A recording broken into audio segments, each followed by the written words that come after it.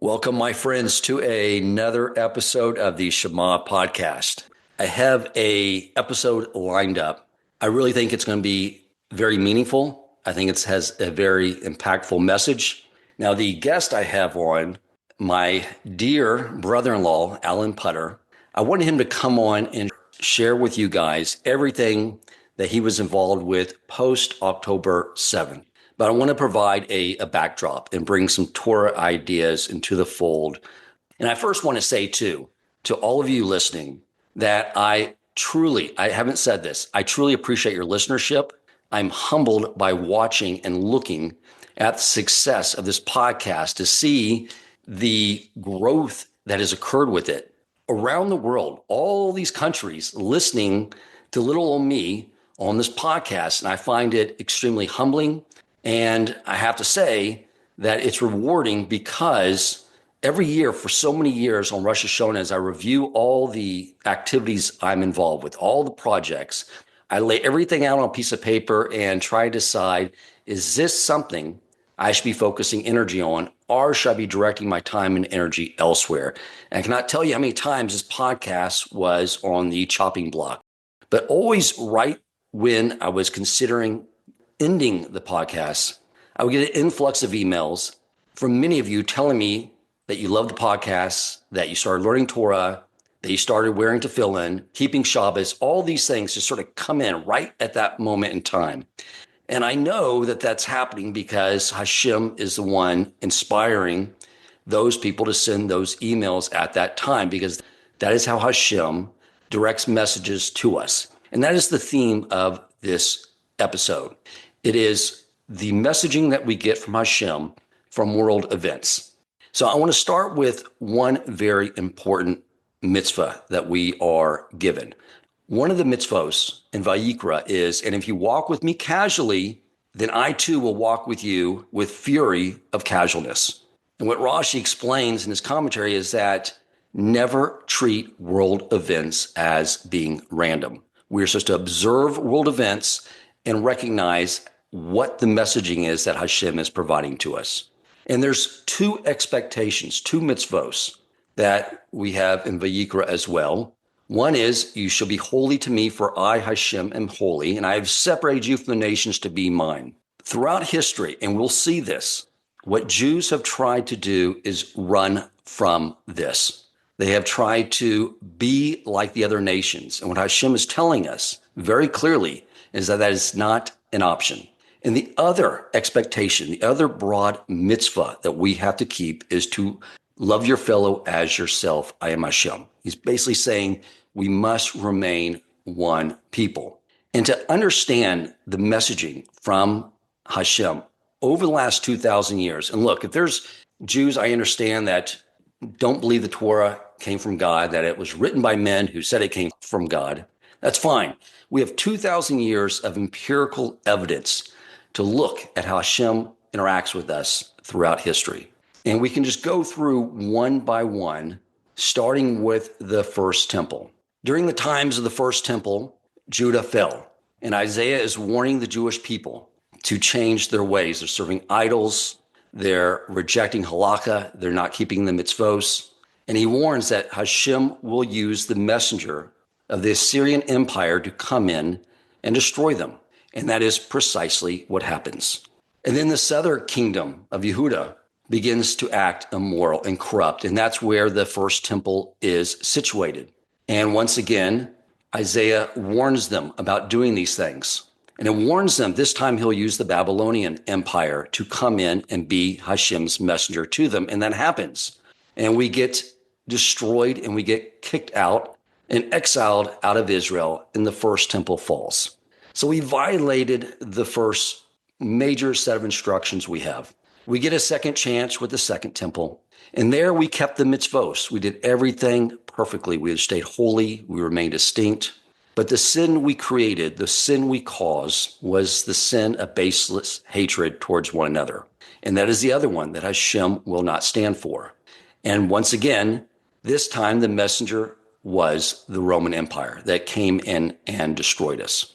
And this has happened again and again. And when you read Devarim the entire last few parshas where Moses is speaking to the Jewish people, he is explaining to us exactly what's going to happen over time and the way Hashem will respond. We get to more modern times.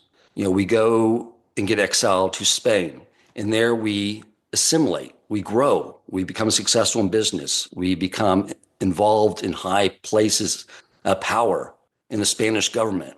But when we began to assimilate, what is the consequence of that? What happened? Then we had the Spanish Inquisition. This has happened over and over again. If you just really go back and study Jewish history, you see the cause and effect here. This happened at the highest levels in Germany over 100 years ago. In Germany, we were at the highest levels of government, law, science, medicine, the arts. I think you will be surprised to know that after World War I in Germany, that the Weimar Constitution, the new legal document, legal constitution of the new German Republic, the chief architect was Hugo Price, a Jew. A Jew was the chief architect of Germany's constitution post-World War I. We had assimilated at the highest levels. When you look at the advent of the Reform movement, and look what they did. They changed the shuls to look like a church. The rabbis began to dress like priests. They changed the word Jerusalem, wherever it appeared in the Siddur, to the word Berlin. And they changed the Shabbos observance to Sunday. Just to name a few of the things they did to say, let's just assimilate and be like everyone else. I can't think of a more affront, more of a denial of God than to say, I have decided to change which day will be Shabbos. And what was the result of us reaching the apex of assimilation? The messenger became the Nazis. There were so many Jews that said, I'm not Jewish, I converted to Christianity. Or I'm not Jewish, I'm not religious, I'm atheist. And what did the Nazis tell us? No, you're Jewish. We cannot escape our role at being a light to the other nations. When we try to assimilate to the world around us and just be like everyone else and intermarry, he will continue to send us messengers like the Assyrian Empire, like the Babylonians, like the Romans, like the Spanish, like the Nazis, and like Hamas, Hezbollah, the Houthis, everyone that is using to send us a message. And if you just stop and look at this from a rational viewpoint, what are we doing when we try to assimilate? We are trying to eradicate ourselves as a people from the world. When we begin to intermarry, what are we doing? We're trying to disappear and fade away into the fabric of the societies around us. A lot of people don't understand the spiritual infrastructure of how the world is built. Everyone has a soul. We are spiritual beings in a physical body. And all the nations have branches of souls that feed into this physical world. And so when a Jewish woman becomes pregnant, because her soul is attached to the branch of souls of Abraham, Isaac, and Jacob, that is what allows a Jewish neshama to enter the world. So what happens when a Jewish man has a baby with a non-Jewish woman? They have a beautiful baby, but it's not Jewish. So when we begin to just want to assimilate and we begin to intermarry, we are initiating the destruction of the Jewish people.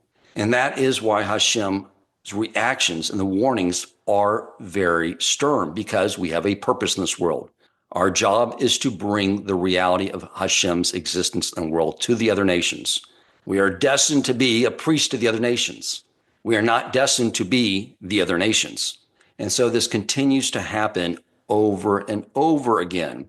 And the reason I think this episode is so important is because I'm tired of watching this over and over and over again play out. And I want it to end. If you look at the events leading up to October 7th, Israel was at odds, at battling with one another. They had baseless hatred. They were arguing over politics, the role of the courts. You had religious Jews and secular Jews fighting with each other. There was baseless hatred. And many people told me after October 7th, they went to Israel. Many people from this community, and I thought they were insane. Like, why are you going now? And they said, Dan, Israel is the greatest place to be right now. Everyone is so united. It's so beautiful right now. And when you look at what happened around the world as well, you have this rise of anti-Semitism. And a lot of Jews don't know that Hashem brought anti-Semitism into the world when he gave us the Torah. What is the role of anti-Semitism?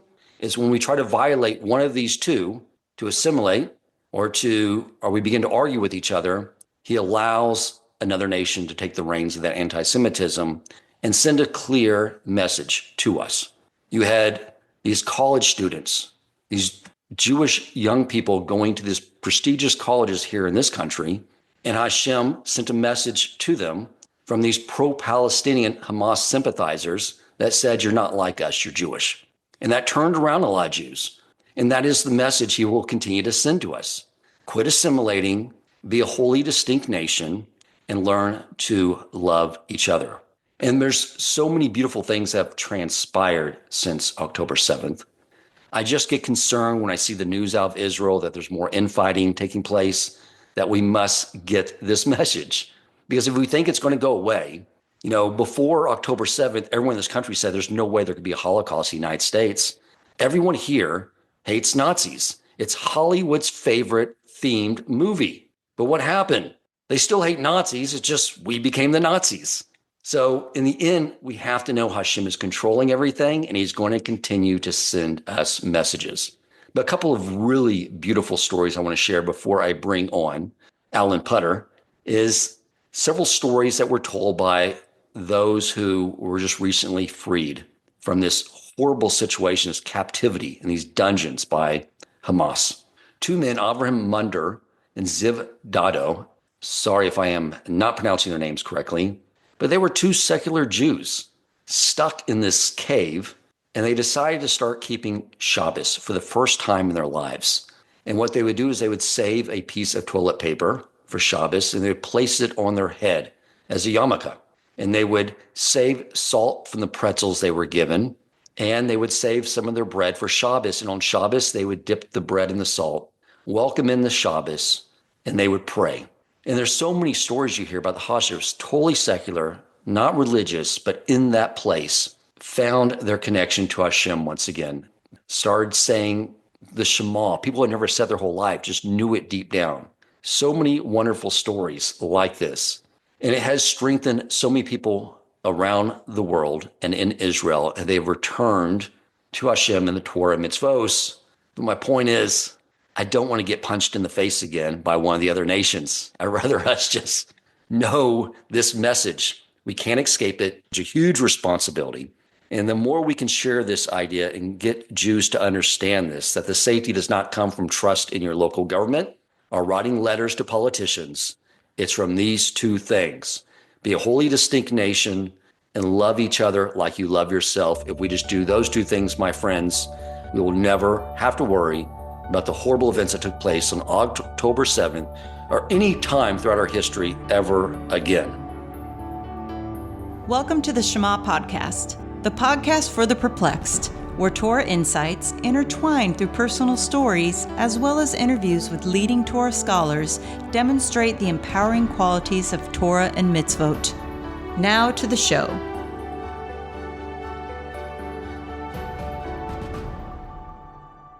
Alan Putter, thank you so much for coming on the show. I don't know if you really knew I was going to start off with something really heavy like that. And I don't know if you knew what you were getting into. I didn't, but I appreciate it. And it was very, very well spoken. So thanks for bringing all those subjects up and bringing it kind of full circle. Thank you. I thought it was very important. It's something, I'm starting to see in the news in Israel. There's a lot of infighting taking place. I'm like, no, come on. Let's just get it right this time, But I want to talk about you and what you did, because I don't know if you remember this, but back early on when we first met, you had just married my sister. I remember sitting in my brother's living room, and we were talking about the events taking place in Israel at the time. Or there was something going on, some battle taking place. And I said, I don't understand why the Jewish people didn't accept the land in Kenya. It just makes sense. I mean, it's so much safer. They're not embedded around all these hostile nations. Now, at this point in time, I was embedded in atheism. So I couldn't understand, like, Kenya will be a much better property. You said, Dan, well, Israel is our land. That's what we're connected to. And at that point, I didn't get what you were saying. It took me a while to catch up to begin to understand this. But you've had always, from talking with you, a deep connection to Israel. And if you could just start off talking about your first experiences traveling there and what your experience was like and what sort of forged this very deep connection to the land of Israel and the people of Israel. It's definitely my strong belief, and I'm really fortunate and glad that Kenya wasn't a decision that people went with. So, but for me, I had the opportunity back in 1982 to go on a program called Volunteers for Israel. And at the time, there was a war in Lebanon, and there was some, really difficult reporting going on here in the U.S.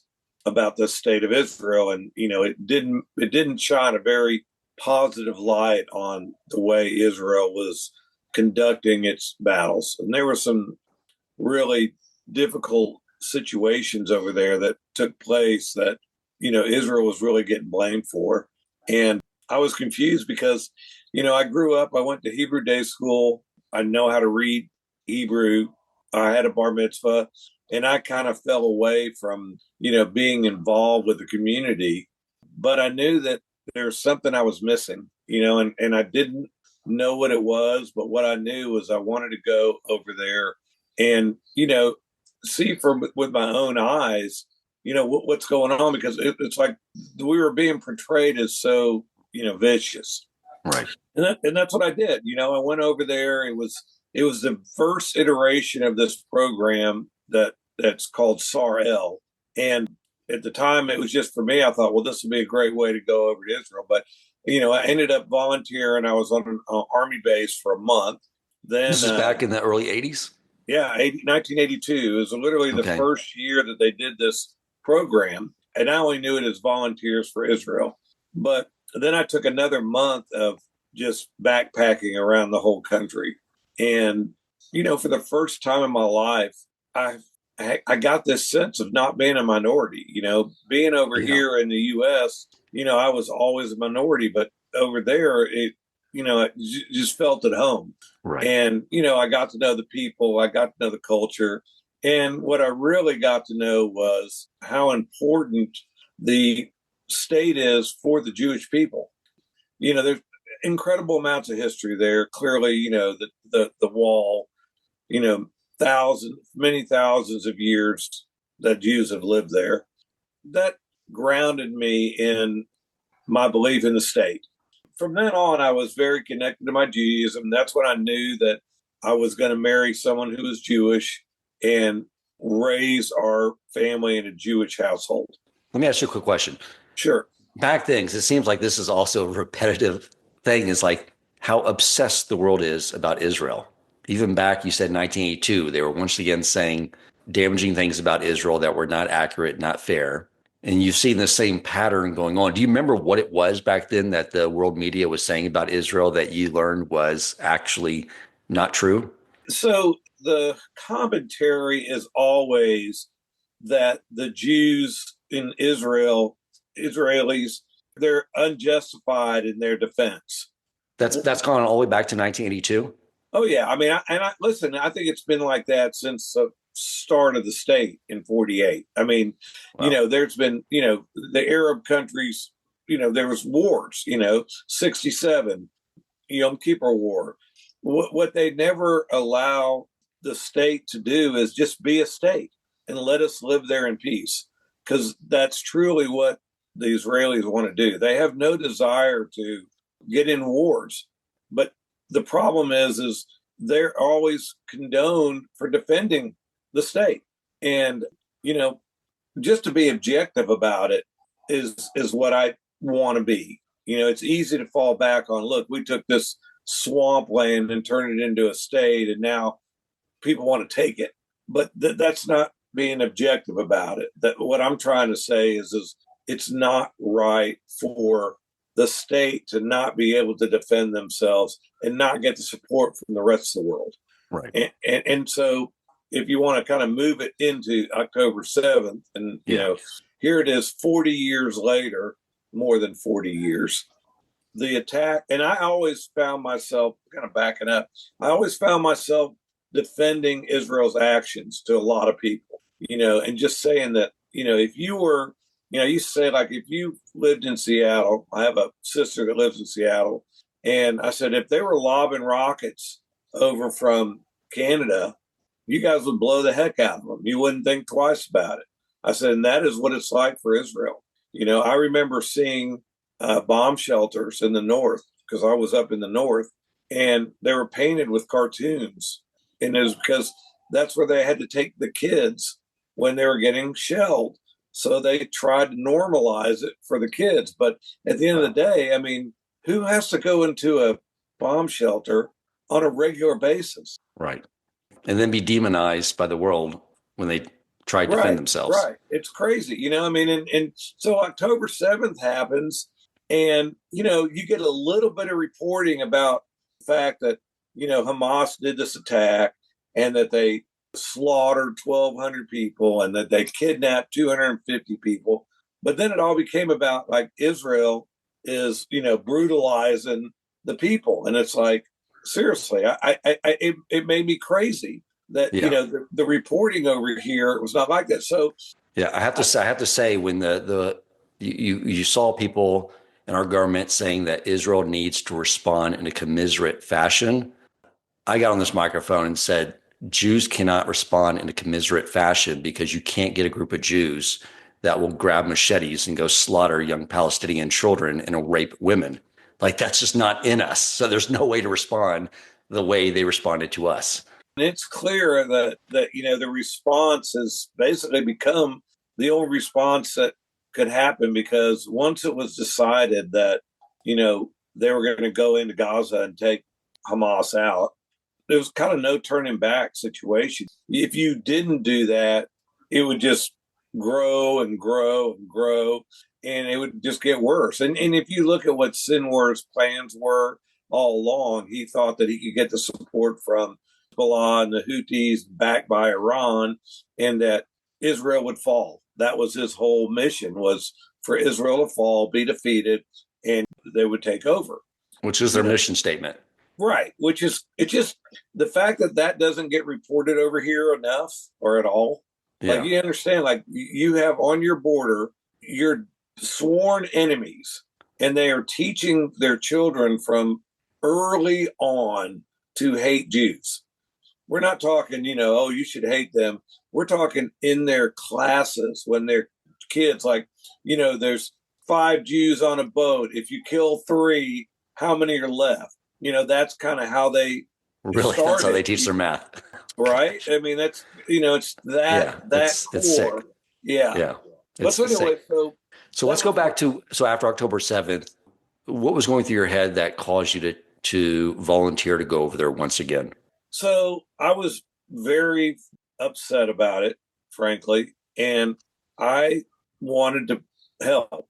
And the genesis of it was I looked at myself in the mirror and I said, there's so many people that say they want to do something and say they want to, and they never do it. And I said, that's not going to be me.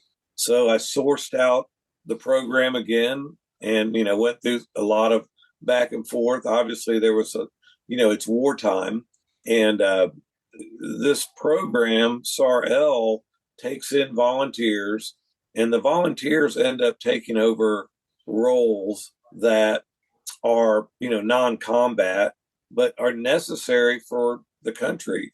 And if you think about it, they're calling up reserves. You're a reservist for a long time after you get out of your required military service. So, on the bases, there's only, instead of having 20 people in the kitchen, there's only 10. Instead of having 3 or 4 people managing the storerooms, there's none. Right, because everyone's out on the battlefield. They're out doing their roles, and so that's really what happened. And so it had to be vetted. The program changed. It used to be Volunteers for Israel in the U.S. would vet people, get them ready, and send them to Israel. But Sarel said, you know what, we're going to manage it from Israel now because it's more centralized that way and it works better. And so that's what I did. I had to, apply, get vetted, and then get my slot for when I was going to go. How many people arrived over there with you? And how many people were volunteering at that time you were there? It was a lot. It was a lot. The rally point was the airport in Tel Aviv. And I thought there might be 20 or 30 of us there. I was by myself. I didn't have anybody I was with. And it turned out there was like several hundred. Wow. Yeah. And they told us that one of the challenges was that so many people were volunteering because of October 7th. So they had to, they were finding additional jobs for us. Yeah, I have to say that the Jewish people are like a close family, to where like you may get in a inner family squabble with a sibling, but when someone else says something against your sibling, you're unified and you're fighting back. Like, that's like Jews, as much infighting, differences in all these different things, religion and politics. Once someone hits us, we come together. And I think that's a key message here and what makes the Jewish people so unique. Yeah, I mean, they're definitely a people. We're a people. So, but you've been to Seder, and the political conversations get going around the table, and they go in a lot of different directions. So it's not like Jews are afraid to express their opinion. Right, exactly. So you get there. Talk a little about what everything they had you guys doing. I'm curious too to bring some more color on all the activities that they had you guys doing, because I assume they still need volunteers, especially now that they're going back into Gaza. I mean, this is an ongoing battle, and people who are listening may want to actually get involved and do this as well. So what was all the different activities they had you guys involved with to support the IDF? So I was there for 3 weeks. You can go for 1, 2, or 3. And the way it works is you go to the rally point on Sunday, and they divided us up into groups and to go to different bases. So the first base I went to was an Air Force base in the Sinai, a huge base. And I was with a group of about 18 of us, maybe 20. And, when we got there, we stayed in kind of a dormitory kind of a situation there. So I was in a room with 6 or 7 other guys, and our job, there was a couple of jobs there. There's actually several jobs there. It was a training base as well as an active Air Force base. My first job, there's some like glamorous jobs, and there's some that are just mundane. And, right. People weren't volunteering for the mundane, but I told myself, I said, look, I'll do that because, I didn't come over here for glamour. I came over here to make a difference. So my job the first few days was we were reorganizing a storeroom. And if you can imagine, an Army base or an Air Force base has a lot of goods to keep it running. Well, the boxes just all stacked up because there was nobody there to unload the boxes, put them on the shelves. So several of us organized all this storeroom over a couple days. So that was one project. It seems trivial, but there's no way they can quickly get out the items they need to the troops when they need them if it's not organized. Well, yeah, I mean, if you can imagine, just like all these boxes stacked up, and I guess if they needed something, they would just go back there and find the box that it was in, take it out, and go. We also did uniforms there. So there was a lot of uniforms that after they go to the front, they get sent back to be washed and evaluated. And so we were in a room with, hundreds of boxes of these uniforms, and we would go through and separate them by, there's some are summer weight, some are winter weight, some are men, some are women's, and they're all the sizes, alphabet Gimel. And, instead of small, medium, large, it was kind of that double Gimel and all that. But, we would sort of package them up, put them in boxes, label the boxes so that they knew what they had in the storeroom. And that was, one of our functions there. And then there was also, they would train new airmen and airwomen there. And part of their training was to learn how to fire M16s. So at the end of each day, the armory would get all these weapons back. And in order to get them ready for the next day, they had to be taken apart and cleaned. And, it's not a hard process, but there's some detail to it.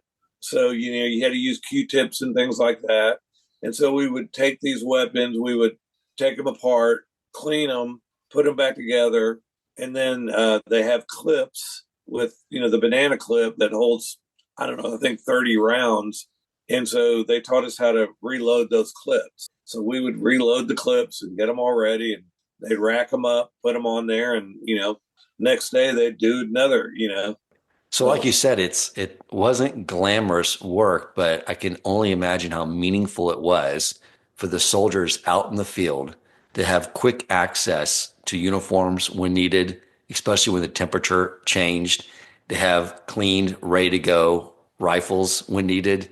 I mean, these things are necessary. I mean, they weren't mundane activities, I can assure you, as we all know, for the IDF soldiers that were out there risking their lives. Yeah, and I'll tell you something else. I mean, the soldiers that were still on the base, the airmen and airwomen, I can't tell you how appreciative they were of seeing, people there.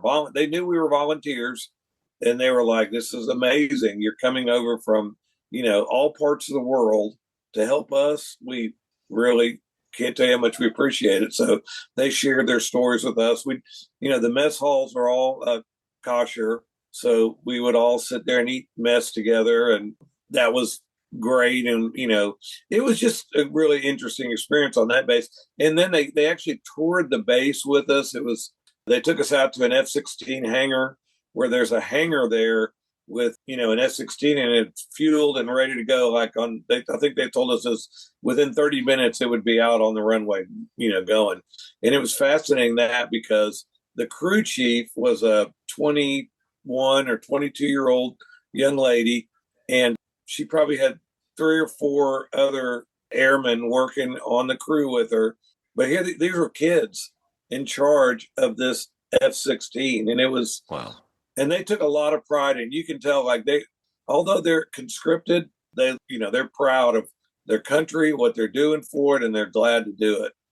Like I don't think really appreciate being in a situation where living in a country where you're at constant threat of being annihilated. Like as Right. Americans, we don't know what that's like. We never had foreign soldiers, lob bombs in the United States. I'm curious to know what were considered the glamorous volunteer jobs. That's funny that you say that. On the next base I was on, it was considered a textile base. And that was all these sleeping bags were coming back from the front, and they were washing them in these building size washing machines and dryers. And so they would come out, we would fold them up, and we would, roll them up and band them up and get them going. But there was also a group on that base that was going through the first aid kits. So there's really nothing. There was no glamorous job. To be frank with you, I mean, but like some people would consider working in the laundry not as much as interesting as doing the weapons or doing the first aid kits, right? Right. And so all that stuff. But the last base we're on was the naval base in Elat, and it was really interesting. I mean, right there on the naval base, there was a destroyer there, which was new, and they were very proud of it, very, very high end. And it had on it the Iron Dome is this, intercepting missile system. Well, they put it on the ship, and the ship, they call it the Sea Dome. But touring the ship, we were obviously very near the rocket tubes, but we were able to see the whole radar assay and what it appeared on the screens, and see the people who were in charge of it, and even met one of the guys who intercepted a rocket coming in from the Houthis, took it out. He goes, "I was the one who pressed the button." But our job there was in the kitchen.